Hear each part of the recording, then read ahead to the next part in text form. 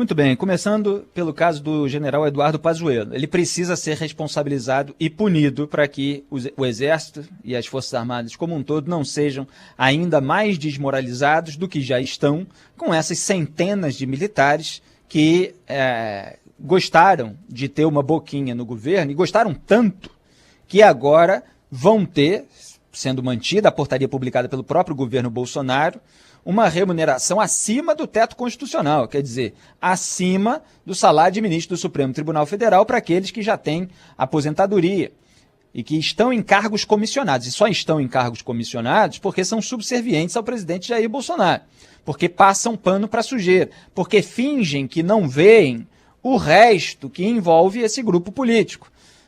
Rachadinha em gabinete familiar, a sabotagem do combate à corrupção em razão do peculato de gabinete apontado pelo Ministério Público do Rio de Janeiro, o abandono da pauta liberal, que é tema, inclusive, do programa de hoje, e muitos outros estelionatos eleitorais, como o toma lá da cá com o Centrão.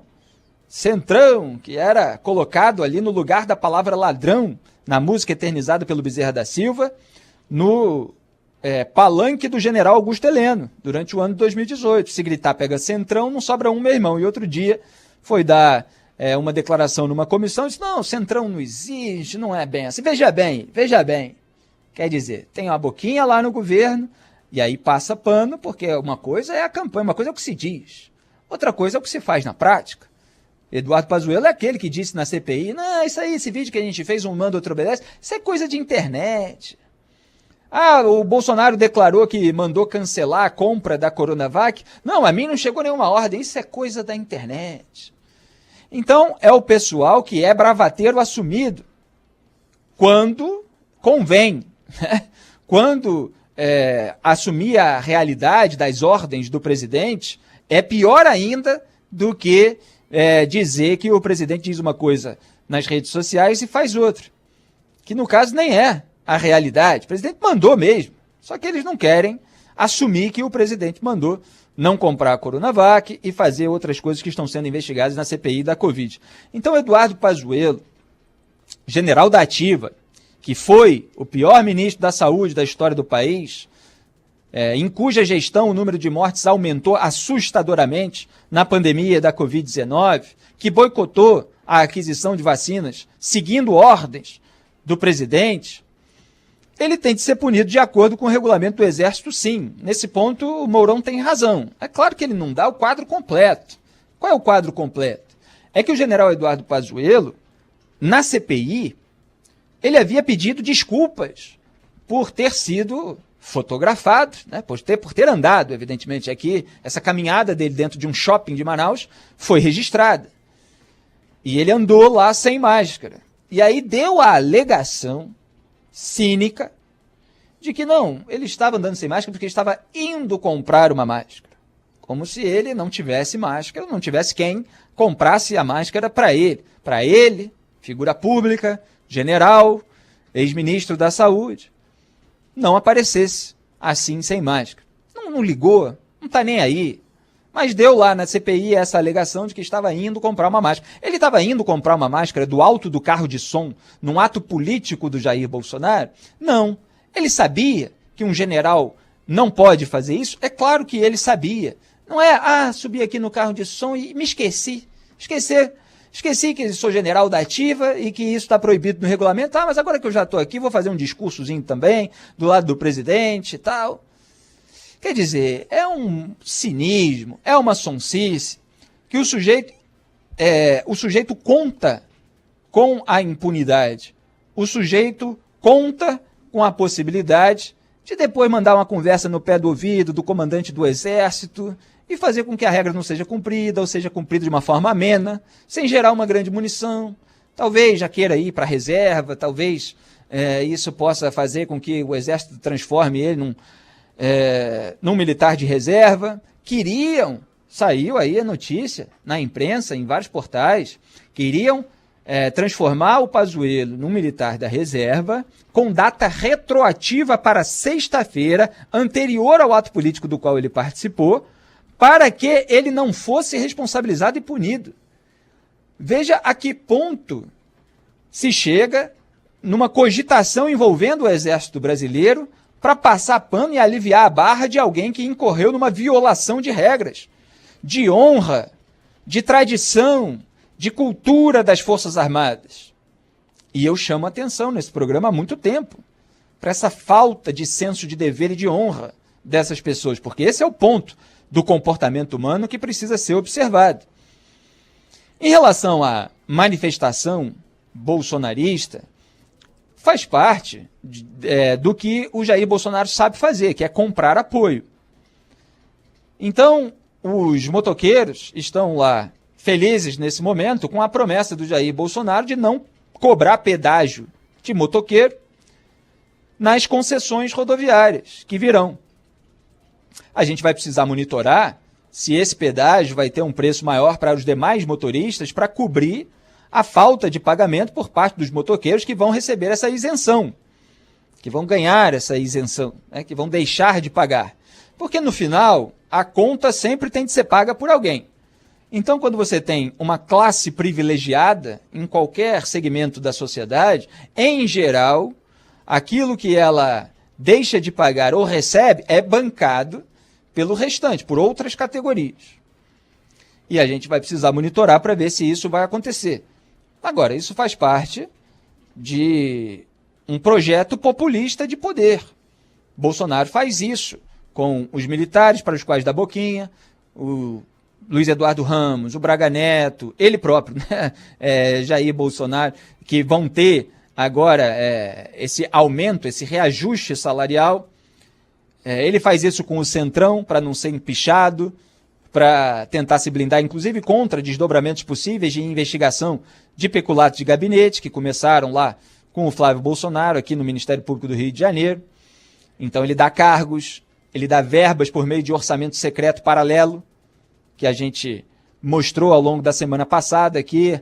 Veio a reportagem do Estadão, o Diego Amorim, antagonista, já tinha citado um episódio lá atrás, agora aparecem novas frentes. São mais de 3 bilhões de reais, é parlamentar pedindo, sem critério definido, sem transparência, diretamente a um ministério para aplicar a verba em determinado reduto eleitoral. Às vezes não é nem o próprio reduto eleitoral do parlamentar, ele manda dinheiro para um outro estado onde ele tem negócios. Às vezes esse dinheiro está indo para a empresa de pessoas ligadas a esse parlamentar. Então é dinheiro que poderia estar sendo bem usado num país de pessoas tão necessitadas, mas que está indo para o velho sistema, se abastecer, se alimentar, ganhar os seus privilégios. Muito bem, para tudo isso tem dinheiro.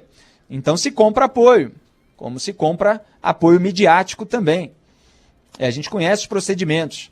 Agora, Jair Bolsonaro vai lá então andar de moto com esses supostos apoiadores, né, ou apoiadores de ocasião, somados, evidentemente, à militância que está sempre lá para inflar os números, o pessoal que já tem boquinhas em gabinete ou está ali puxando o saco do presidente para conquistar outras benesses. Então você tem aquele movimento, né, impressiona, aquelas imagens em close, as pessoas pensam, nossa, quanta gente e tal. Na verdade, não é tanta gente assim, né? Mas é um número significativo de você pensar que durante uma pandemia, um presidente que desrespeita todas as regras, que sabotou a vacinação, ainda tem ali esse pessoal que o Omar Aziz, presidente da CPI da Covid, chamou de motoqueiros do apocalipse. E aí você tem também as estratégias de rede social da militância bolsonarista. O ato com motocicleta, andar de moto com apoiadores, era algo que o Mussolini fazia também. E aí a imprensa, alguns jornalistas apontam isso para fazer a relação do bolsonarismo com o fascismo.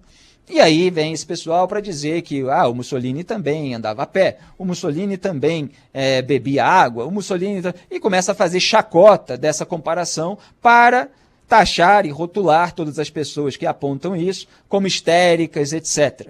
Então faz parte também de uma estratégia de reação e de criação de polarização para desviar o foco daquelas omissões e ações que tiveram consequências graves para a população nesse período do país. No caso, Bolsonaro é alvo da CPI da Covid. Então eles usam tudo o que é possível para dividir a sociedade e tirar o foco da cobrança de responsabilidade e da prestação de contas por parte dos governantes. É sempre assim que eles fazem.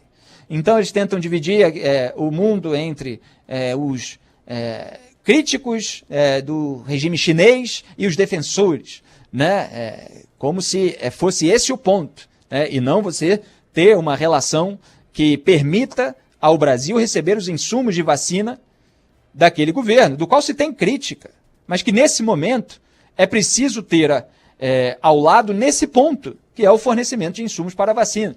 Eles tentam dividir a CPI da Covid naqueles que defendem ou o Bolsonaro, posando ali de santinho, de uma imagem limpa, linda, maravilhosa e tal, contra o Renan Calheiros.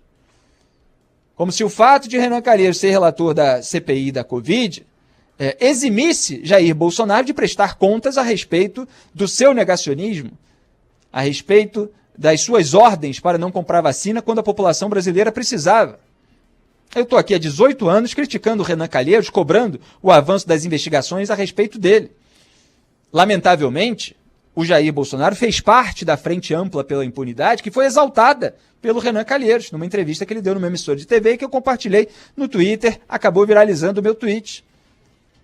Jair Bolsonaro contribuiu para que esse pessoal voltasse ao jogo político. Renan Calheiros, Lula e vários outros. O pessoal do Centrão não ser devidamente punido no Supremo Tribunal Federal, então entrou lá o Cássio Nunes Marques, indicado pelo Jair Bolsonaro, engavetou o inquérito do quadrilhão do PP. Então Jair Bolsonaro precisa prestar contas independentemente de quem ocupe a relatoria da CPI, da mesma forma que Dilma Rousseff precisava prestar contas, independentemente do sujeito que ocupava o cargo de presidente da Câmara dos Deputados, que era o Eduardo Cunha, que depois viria a ser preso. Eles não estão lá porque eu quero, eles não estão lá por qualquer coisa relacionada àquilo que eles fizeram de sujo no passado. Eles estão lá porque eles têm o cargo nesse momento e foi uma escolha política que eles estivessem lá. Era melhor, evidentemente, que nem eles estivessem lá e nem Jair Bolsonaro fosse o presidente do país num período de pandemia. Mas, lamentavelmente, é assim. A gente precisa tratar dos fatos, precisa tratar da cronologia dos fatos, em restabelecer a ordem, trazer à tona os documentos oficiais, etc. Então, Jair Bolsonaro, com esse ato, ele precisou chamar a atenção, pautar o debate público, confrontar as autoridades brasileiras, mostrar que ele tem poder e que ele faz o que ele quer e tal, e ele une outros motoqueiros num ato de rebeldia, e até as motos, né, se você vir as propagandas antigas, tem um componente aí de rebeldia no mundo todo, não é só no Brasil, e ele usa aquilo para ir contra aquelas ordens, aquelas recomendações estabelecidas nesse momento para mostrar que ele tem poder, como uma criança mimada. Nesse ponto, o Rodrigo Maia, que eu critiquei também durante anos e anos, e que fez parte da Frente Ampla pela Impunidade, tem razão. É uma criança mimada tentando chamar a atenção, mas fazendo já um ato eleitoral num período em que o país precisa de vacina, e sem falar em vacina. Deu lá discurso e não usou sequer essa palavra. E havia mais um componente aqui na pauta da Débora, que a ida para o Equador. Essa é a cereja do bolo. Ele sai de um domingo aqui no Brasil, sem máscara, aglomerando durante uma crise sanitária, num país que tem uma pandemia descontrolada em razão dele, e aí ele vai para o Equador e fica lá pianinho, né? De máscara, por temor das autoridades estrangeiras, se submetendo às regras locais, que ele desobedece aqui no Brasil. Exatamente o que aconteceu com a comitiva bolsonarista que foi a Israel para avaliar o uso do spray como medicamento, que não deu em nada até agora. Só torraram dinheiro público. Eduardo Bolsonaro, do Bananinha, o Hélio Bolsonaro, que eles chamam de Hélio Negão, foram lá fazer excursão a Israel para tirar selfie com lideranças de direita que eles não representam, que fazem lá o oposto do que eles fazem aqui, que cuidam lá da população. Então Jair Bolsonaro foi lá e, como uma criança, um adolescente ou um adulto irresponsável, que joga o papel na rua no Brasil, mas na Disney, quando vai lá nos parques de diversão, joga na lata de lixo, ele, Bolsonaro, aqui não usa máscara. Lá no outro país, ele usa máscara. É um comportamento absolutamente ridículo.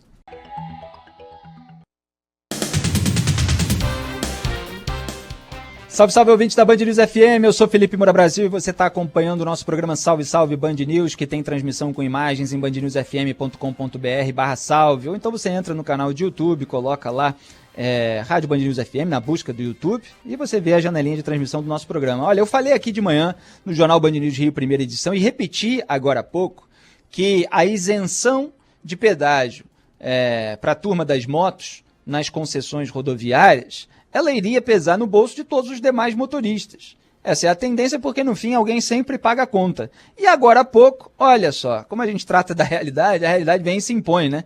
Manchete do Estadão. Para isentar motos de pedágio, Bolsonaro vai aumentar valor para demais motoristas. Pois é, para você que está aí dirigindo seu carro, seu caminhão, é você que vai pagar a conta dessa benesse do Bolsonaro para os motoqueiros, para ele ganhar o apoio desse grupo. Depois ele tenta alguma outra coisa aí para ganhar o apoio dos outros, mas ele precisava desse para fazer um ato, para gerar uma repercussão, para mostrar que tem apoio, confrontar a CPI da Covid. Pois é, quem paga a conta é você. Está aqui na reportagem dizendo que a promessa do próprio presidente foi mal recebida pelo corpo técnico do governo, que é aquele corpo de liberalismo flexível, né? Vai aceitando tudo. Aí vaza uma notinha de que não gostou e tal, mas faz, né? E a mudança já deve valer para a nova concessão da Dutra, que liga Rio e São Paulo, para a BR-381-262, entre Minas e Espírito Santo, BR-116-493, do Rio a Minas Gerais, além do projeto de concessões lá no Paraná. E aí tem aqui os valores que vão pesar a mais nas tarifas pagas pelos demais usuários. O Estadão apurou aí que isso vai acontecer e o governo, né, malandramente, ele deu uma declaração que vale a pena eu citar aqui. A gratuidade, né, para os motoqueiros não deve gerar grande impacto nas tarifas, segundo os estudos. Né? Isso é a alegação oficial. Ele não diz assim, a gratuidade para esse grupo privilegiado, para o presidente conseguir o apoio político dele, ela vai gerar um impacto nos demais usuários. Ela fala assim, não, a gratuidade não vai gerar um grande impacto. Vai gerar lá um impacto pequeno. É você, meu caro motorista de carro, de caminhão, que vai pagar essa continha a mais.